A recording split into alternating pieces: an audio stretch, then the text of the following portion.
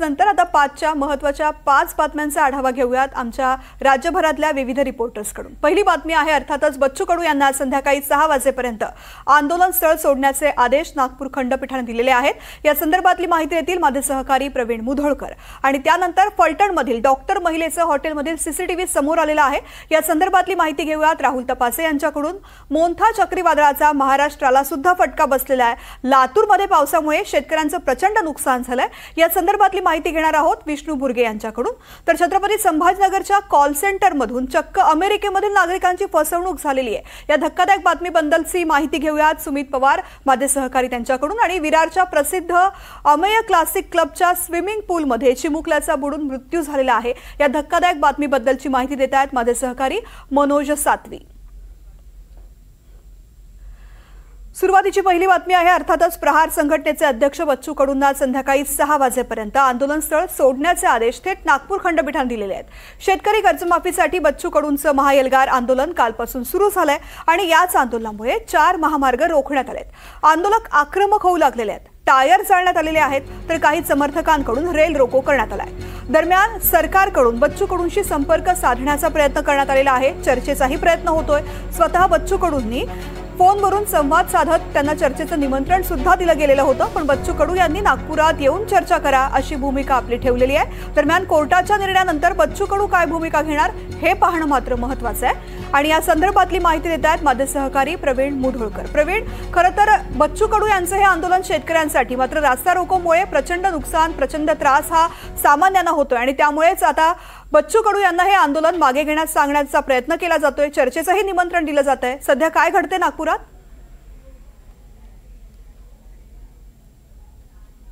बच्चू कडू म्हणतात की त्यांच्याकडे कुठलाही कोर्टाचा आदेश अद्यापपर्यंत आलेला नाही आहे। माझ्या हातात हा ऑर्डर आहे, हा जो ऑर्डर आहे हा हायकोर्टाचा आदेश आहे आणि या आदेशातलं महत्त्वाचं जे याच्यात नोटिंग आहे ते मी तुम्हाला वाचून दाखवतो।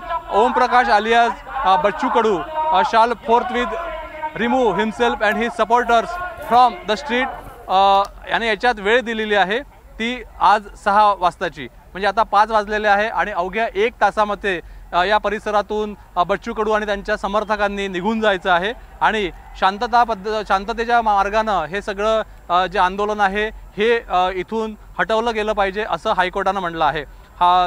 मुंबई उच्च न्यायालयाच्या नागपूर खंडपीठाचे न्यायमूर्ती रजनीश चॅनल वर्तमानपत्रामध्ये ज्या बातम्या येत आहेत 2 दिवसापासून आणि काही सिनियर ॲडव्होकेट्स हे फसले होते ट्रॅफिकमध्ये, जजेसचे काही नातेवाईक सुद्धा फसले होते आणि काही अधिकारी त्यांचे नातेवाईक सुद्धा फसले होते ट्रॅफिकमध्ये।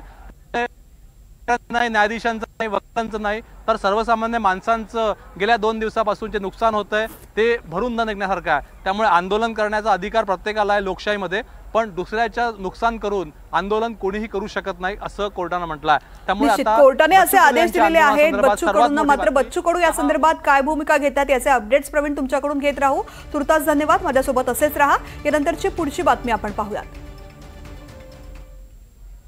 फलटणमधील डॉक्टर तरुणीनं ज्या हॉटेलमध्ये गळफास घेऊन आत्महत्या केली आहे त्या हॉटेलमधील सीसीटीव्ही फुटेज समोर आलंय। या सीसीटीव्हीमध्ये मृत्यू झालेली डॉक्टर तरुणी एंट्री करत हॉटेलच्या रूममध्ये जाताना दिसून येते। हॉटेल मालकानं स्वतः सीसीटीव्ही फुटेज जारी केलेले आहे। या सीसीटीव्ही फुटेजमुळे मृत्यू झालेल्या डॉक्टर तरुणी हॉटेलच्या रजिस्टरमध्ये आपलं नाव लिहिताना सुद्धा दिसून येते। नाव लिहिल्यानंतर तरुणी हॉटेलमध्ये रूमची चावी घेऊन आतमध्ये जाताना या सीसीटीव्हीमध्ये दिसून आलेली आहे। या संदर्भातली माहिती घेऊयात राहुल तपासे आमचे प्रतिनिधी आपल्यासोबत आहेत। राहुल, हे जे प्रकरण आहे या प्रकरणामध्ये आणखीन एक आता उलगडा होताना पाहायला मिळतोय। सीसीटीव्हीच्या माध्यमातून आणखीन एक महत्त्वाची माहिती समोर येते, काय अपडेट्स आहेत? तृप्ती, याच्यामध्ये आता 3 अपडेट आपल्या या घटनेमध्ये आहेत। ते म्हणजे एक की ही जी काही डॉक्टर महिला आहे ती रात्री 1 वाजण्याच्या नंतर या हॉटेलमध्ये एंट्री करताना पाहायला मिळते सीसीटीव्हीच्या माध्यमातून। त्यानंतर ती एका रूम मध्ये स्वतः चावी काढून त्या आतमध्ये जाताना पाहायला मिळते। एकंदरीतच या सगळ्या प्रकरणातून जी काही डॉक्टर महिला आहे ती स्वतःच या लॉज मध्ये गेलेली होती हे स्पष्ट होताना पाहायला मिळते।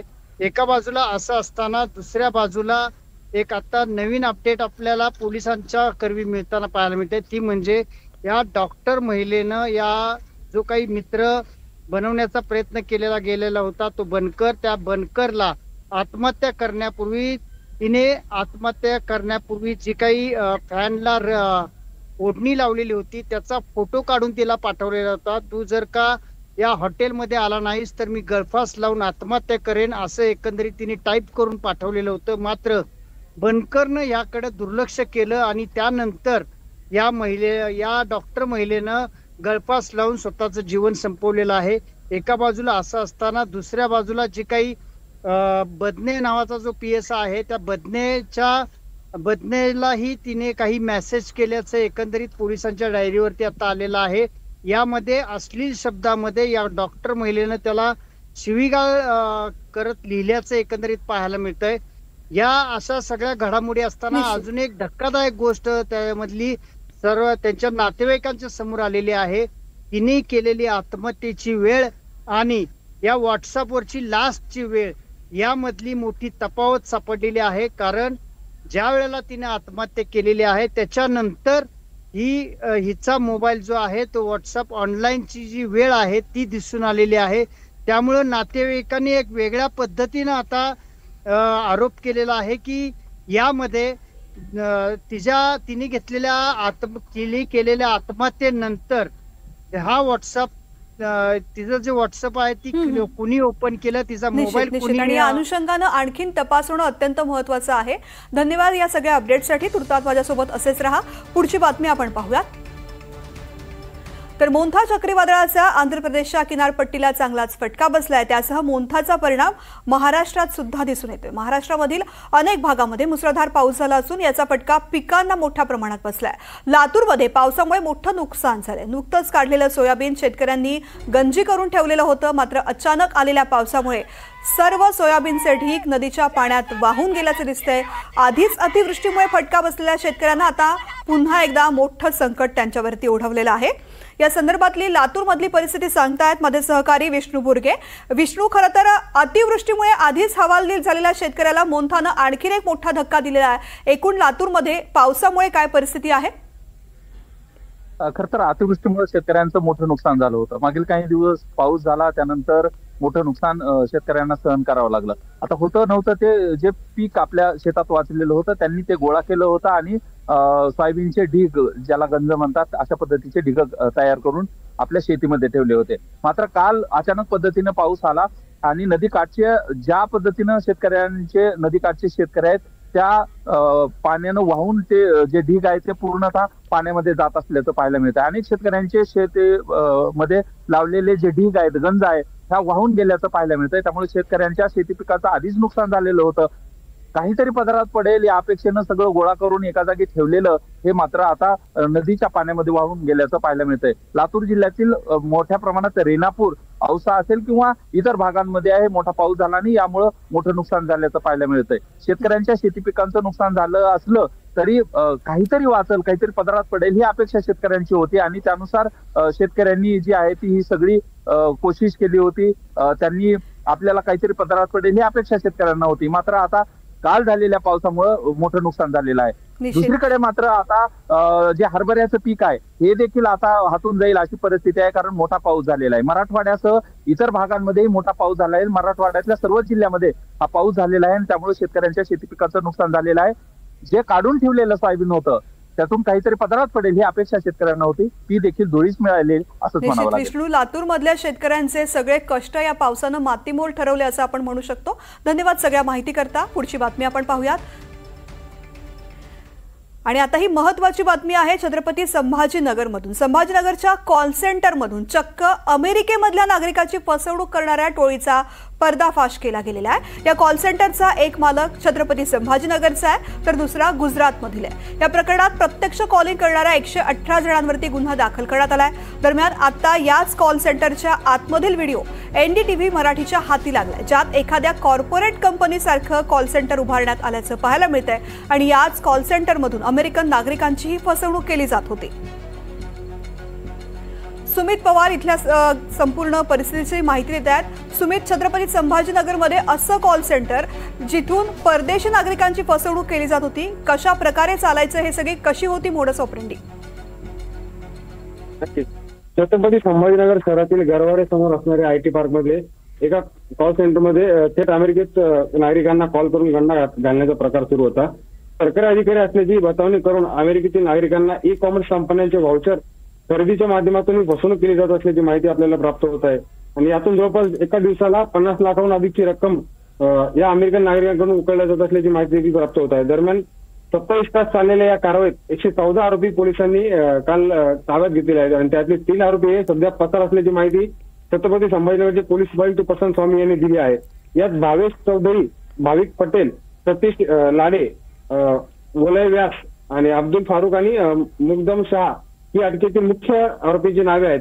त्यांच्याकडून जवळपास 7 कोटींपेक्षा अधिक किमतीचे 119 लॅपटॉप आणि मोबाईल हे जप्त करण्यात आले आहेत। या कॉल सेंटरवर काम करणारे मुली ही सर्व ईशान्य भारतातील असल्याची माहिती देखील आपल्याला प्राप्त होत आहे। दरम्यान रात्री उशिरा या सर्व आरोपींना न्यायालयात हजर करण्यात आले होते आणि यावेळी यातील 6 मुख्य आरोपींना न्यायालयाने पोलीस कोठडी सुनावली आहे, तर इतर 108 आरोपींना न्यायालयाने सुनावलेली आहे। या प्रकरणी कसून चौकशी आता पोलिसांकडून सुरू असून छत्रपती संभाजीनगर जिल्ह्यातील ही आतापर्यंतची सर्वात मोठी कारवाई म्हणावी लागेल। प्रज्ञा, निश्चित। आणि या प्रकरणामध्ये आता आणखी कोणकोणती माहिती समोर येते हे पाहणं सुद्धा महत्त्वाचं असेल। पुढची बातमी आपण पाहूयात। विरारच्या प्रसिद्ध अमेय क्लासिक क्लबच्या स्विमिंग पूलमध्ये चिमुकल्याचा बुडून मृत्यू झालाय। ध्रुव सिंग असं चिमुकल्याचं नाव आहे। स्विमिंग पूलमधील जीवरक्षक आणि व्यवस्थापनाच्या निष्काळजीपणामुळे मुलाचा जीव गेल्याचा कुटुंबाचा आरोप आहे। दरम्यान बोळिंज पोलीस ठाण्यात अकस्मात मृत्यूची नोंद झाली आहे। या संदर्भातली माहिती देत आहेत माझे सहकारी मनोज सातवी। मनोज, एकूणच घटना काय घडलेली आहे? तृप्ती, विरारचा प्रसिद्ध हा अमेय क्लासिक क्लब आहे आणि लाखो रुपये खर्च करून लोक या ठिकाणी मेंबरशिप घेतात। मात्र ज्या क्लबच्या व्यवस्थापन किंवा जे जीवरक्षक स्विमिंग पूलमध्ये असतील त्यांच्या भरोशावर जे पालक आहेत ते आपल्या मुलांना या ठिकाणी खेळण्यासाठी पोहण्यासाठी सोडतात आणि त्यानंतर त्यांची जी काळजी घ्यायला पाहिजे ती कुठे घेतली नाही असं दिसून आलेलं आहे। आणि एक 4 वर्षाचा चिमुकला ध्रुव हा पोहत असताना अचानक बुडालेला आहे आणि या चिमुकल्याच्या बुडल्यानंतर पूर्ण परिसरामध्ये खळबळ उडालेली आहे। कारण ज्या क्लबने यांची जे मुलं क्लबमध्ये येतात त्यांची सुरक्षेची जबाबदारी क्लबकडे असते, मात्र त्या सुरक्षेमध्ये त्यांची काळजी घेण्यामध्ये मोठा निष्काळजीपणा केल्याचा आरोप कुटुंबियांनी केलेला आहे आणि त्यांनी कठोर शब्दात या क्लबबद्दल